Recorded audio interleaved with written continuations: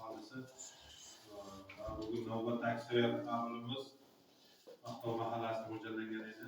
Shunga men Agrobank Tombo filiali boshqaruvchi o'rinbosari Islom Xayrixo'jayev.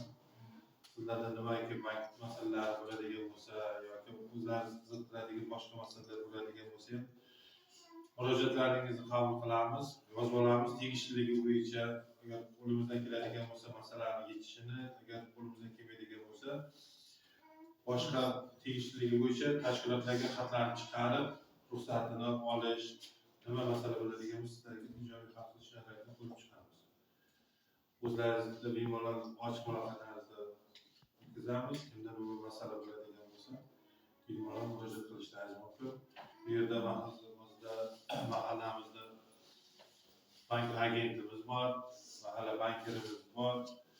Sizlarga nima bank yordam kerak bo'ladigan bo'lsa shu qizga murojaat qilasizlar. Agar bugundan tashqari qiladigan bo'ladigan bo'lsa. Hozirgi kunda bizlarda mahalla loyihasi 50 million so'mgacha kredit ajratilyapti. Biznesga ko'mak bo'lish uchun 17 million so'mgacha kreditimiz bor. Agar tadbirkorlikni rivojlantirib guvohnomaga ega bo'lib ro'yxatdan o'tgan bo'lsangizlar 312-soni qaroriga asosan